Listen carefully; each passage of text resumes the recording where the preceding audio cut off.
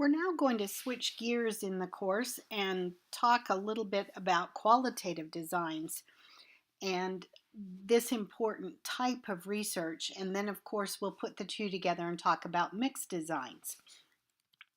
So, in this series of lectures this week, um, these are the things that I'd like you to take away. I'd like you to be able to describe the characteristics of qualitative research. And there are 9 of them. It's not like you have to memorize the 9, but you're going to need to be able to um, talk about them, understand these 9 features or characteristics of qualitative research. And then we'll discuss some appropriate research questions for qualitative research, sampling strategies, and the data collection basics. And I'm going to talk a bit about credibility. I want you to be able to judge for yourself whether qualitative research is credible or not. And we'll talk a bit about validity in that respect. And then, last of all, a discussion of ethics. I want you to understand some of the unique um, features of qualitative research that can lead to some real ethical problems if the researcher is not careful. So we'll go ahead and get started with the 9 characteristics of qualitative research, and I want to talk through each of these. Um, First of all, qualitative research, probably one of the most important characteristics of it, is that it takes place in a natural setting so that the behavior is studied as it occurs naturally. It's sometimes called field research. This is a foundational principle, philosophy, and belief about qualitative research. Remember when I talked about how in experimental research, the researcher can sometimes control so many variables that there's not much external validity for the results. It's hard to transfer the results to real life settings. Well, qualitative research is just the opposite. It values the setting so much that no imposed controls are used at all, or very, very seldom. You want to be able to describe and research what happens in the totally natural setting. In qualitative research, any meaning that you can make is bound by social and political, it could be gender-based, racial constraints, class restraints, technology that's being used. All of these influence what's happening. So it's really important to gather information about anything that could provide context, as any interpretation that the researcher makes is influenced by these contextual factors. In other words, behavior can only be described within a particular context, and this goes back to the natural setting a little bit. If I'm going to study how 4th graders use manipulatives to make meaning with math word problems, I have to explain what happens as it's influenced by the whole context that's going on. Are the manipulatives virtual? Do the boys and girls approach the problems differently? Are the word problems read aloud or read silently? Are the children working in groups? What kind of groups? All, all of these become really important facets because whatever I describe as the behavior is going to be interpreted in that context. Characteristic number 3 is about how the data is collected. While data can be gathered from secondary sources, such as a collection of original artifacts, it's unusual to do that. Qualitative researchers usually study the original source of information, whether that's through observing the behaviors of children, organizing and analyzing artifacts such as student work, or teacher lesson plans, or interviews of subjects. Qualitative researchers tend to go to the original source. Which leads to characteristic number 4. Qualitative research uses very, very, very, very, very detailed narratives about what is being studied. The researcher tries to leave out no details, even though that may not get published. I always think of Margaret Mead and her detailed descriptions of working with primates as she uncovered the culture, behaviors, and habitats and habits of those animals. And that is often what a qualitative researcher does. He or she uncovers and organizes information about the behavior being studied. It is not uncommon at all for the qualitative study to have hundreds of times more data than ends up getting used in the final description or a published piece. It's very, very important for the researcher to collect as accurately as possible and as much as possible. And things like verbatim quotes become critically important, and the researcher tries to capture all of that. Qualitative research is concerned more with the process than with the outcome.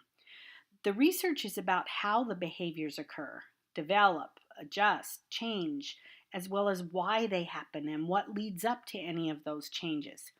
If I'm studying how fourth graders use manipulatives when solving math word problems, this means I am more interested in describing how they use the tools, their conversations, the give and take within the group towards resolution, rather than whether the students get the questions right or how they do on a test of some kind. I'm looking at the process that the children are using. Data is inherently different in qualitative research, and the analysis is therefore different. Much qualitative research is grounded in theoretical frameworks, and the data are organized, synthesized, and interpreted within a theoretical framework, which should be described in the research article. Often, the validation of a theoretical framework can emerge as the data are analyzed. The synthesis of qualitative data is incredibly time consuming and resource heavy. Researchers go through their extensive notes and develop coding methods so that they can find patterns. In the last 10 years, wonderful software packages have been developed which help with this, and these programs are getting better and better at coding. But there's no way that a researcher could rely on these software programs. They can use them to code the material, but then the researcher has to make sense of the coding and follow the patterns that are being considered. Even the transcription of interviews, can you imagine how time consuming that is? And it has to be done so carefully and exactly. When a qualitative researcher finds a really good transcriptionist, that is a gold mine to a qualitative researcher. If I am using, for example, a focus group of parents to find out more about how students use their iPads at home, I'm probably going to record the conversation that I have in this focus group, in addition to taking notes, because I need to take notes to capture gestures and facial expressions, body language, and who these people are as they have these exchanges. Then I have to get that recording transcribed. A good transcriptionist will probably take at least double the time to transcribe, more likely triple.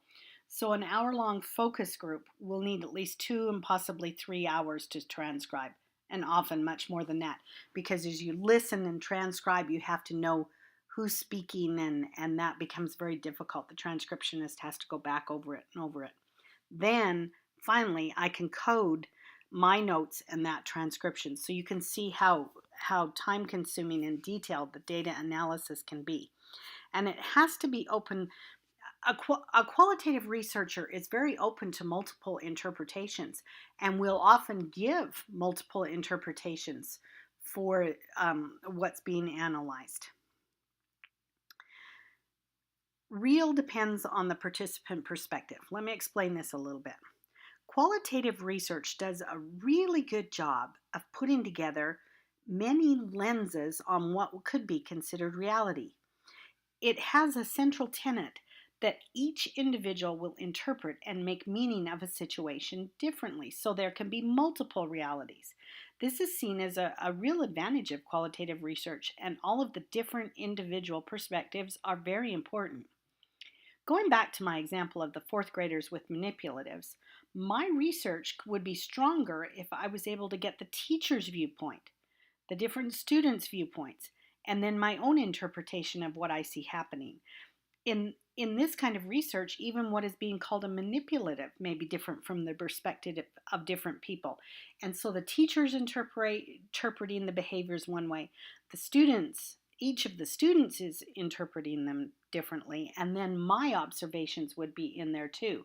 So there's going to be multiple lenses on what is really happening in that classroom. I mentioned before that understanding and explanations emerge in qualitative research, in good qualitative research.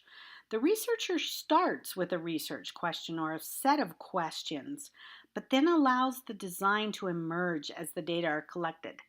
This does not mean that it is free form. Good qualitative research is very carefully designed and planned out. The researcher has very specific activities that are designed to answer the research questions. I decide at the outset that I'm going to do classroom observations for 3 days, gather samples of student work, and interview the teacher. That becomes my research design, but it can also be organic even though it's planned ahead of time. For example, as I observe students, I may want to interview a couple of them to get more about what I'm seeing and get their perspective on it. So it can be kind of organic that way. I also let the data I gather change what becomes important in my analysis. I may find that the teacher interview becomes a very rich source and I focus on that. So I'm not starting with a preconceived design of a pretest and a post-test and an intervention. That's totally a different field of research. In this case, I'm letting the design change and ebb and flow as I find out more and more about the situation. Now, it should be obvious at this point that qualitative research provides a really rich, complex, evolving explanation for behaviors and interactions. And so researchers try to provide multiple explanations and allow for different perspectives. And the interpretations never become definitive or complete. There's always more that you could ask and find out about. And so qualitative research and those who use it are able to accept these intertwining explanations as they take this information and then try to use it somewhere in the world.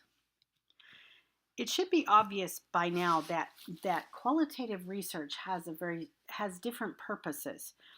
Qualitative research questions lend themselves really well to explanations of what is happening.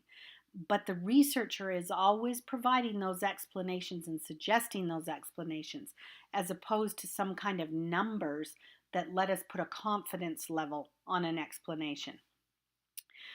Qualitative research is also very, very rich at coming up with descriptions of what is happening and can really open your eyes to, oh my gosh, I didn't realize that could even happen in a classroom or hadn't noticed that. And a lot of qualitative research provides really important exploratory analysis and sets up further analyses and exploration as we try to develop better understanding of learning.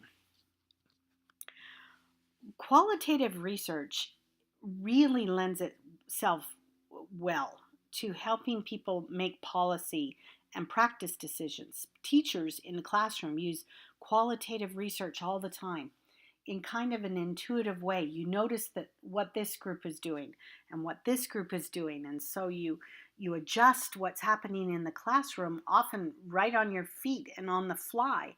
And all of that is this qualitative data that a teacher is immersed in as they teach all day long. But another really valuable piece of qualitative research is that it's so easily understood. Maybe not at a really deep level, but at least on the surface, it's so accessible to us as consumers when we read a qualitative research study. There's no complex data analysis procedures that we have to understand and judge, and tables of information that we have to go through and make sense of. And this easy accessibility also helps us to use this kind of research with social issues or action that needs to be taken. It's very easy, at least at a surface level, to explain to stakeholders what has happened and what's going on and to make suggestions. And that's one of the really valuable pieces of qualitative research.